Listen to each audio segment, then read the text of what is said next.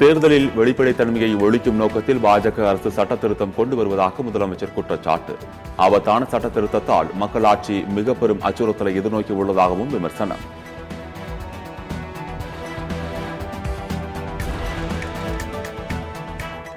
அரசியல் நடைமுறை அறியாமல் உறக்க சத்தமிட்டு ஊரை ஏமாற்ற முயல்வது இபிஎஸ்க்கு கைவந்த கலை. தமிழ்நாடு அலங்கார ஊர்தி தொடர்பாக எடப்பாடி பழனிசாமிக்கு அமைச்சர் சாமிநாதன் பதிலடி.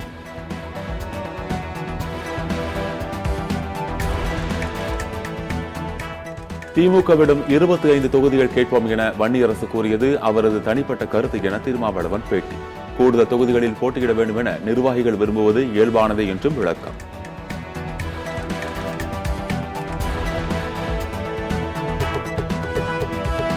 சிதம்பரம் அருகே சுங்கசாவடி முற்றுகை போராட்டம் தொடர்பான பேச்சுவார்த்தையில் சுமூக உடன்பாடு. இன்று ஒரு நாள் தனியார் பேருந்துகள் கட்டணமின்றி சென்று வர சுங்கச்சாவடி நிர்வாகம் அனுமதி. முற்றுகை போராட்டம் தற்காலிக வாபஸ்.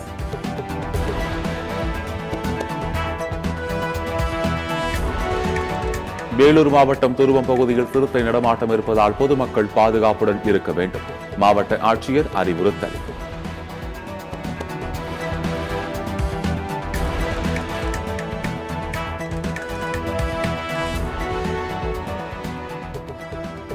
தமிழ்நாட்டில் மருத்துவ கழிவுகளை ஏன் கொட்டினீர்கள் என கேரள அரசுக்கு அம்மாநில உயர்நீதிமன்றம் கேள்வி. மருத்துவ கழிவுகளை கொட்டியது தொடர்பாக அறிக்கை வெளியிட வேண்டும் எனவும் நீதிபதிகள் உத்தரவு.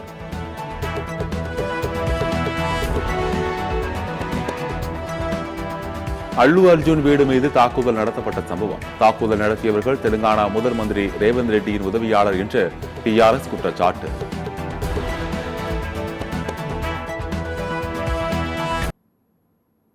கர்நாடக மாநிலம் உடுப்பியில் காற்று நிரப்பும் போது திடீரென டயர் வெடித்து விபத்து.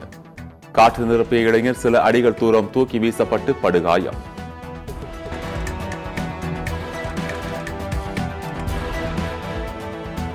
கத்தாரின் மெகசித் நகரில் பலூன் திருவிழா கோலாகலம். உலகம் முழுவதிலுமிருந்து 60க்கும் மேற்பட்ட பலூன்கள் பறக்கவிடப்பட்டன.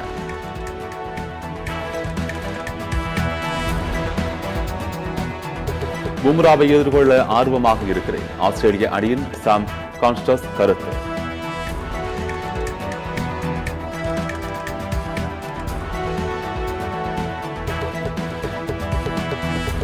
அமெரிக்காவில் நடைபெற்ற பனிச்சறுக்கு உலக போட்டியில் சீன வீரர் சாதனை. 17வது முறையாக வெற்றி பெற்று உலக சாதனை படைத்து அசத்தல்.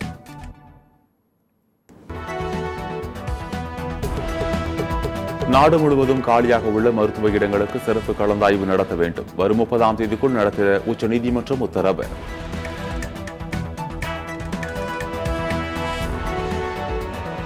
அமெரிக்காவின் ஏஐ பிரிவின் ஆலோசகராக தமிழர் நியமனம். இந்திய அமெரிக்கரான ஸ்ரீராம் கிருஷ்ணன் சென்னையில் பிறந்தவர்.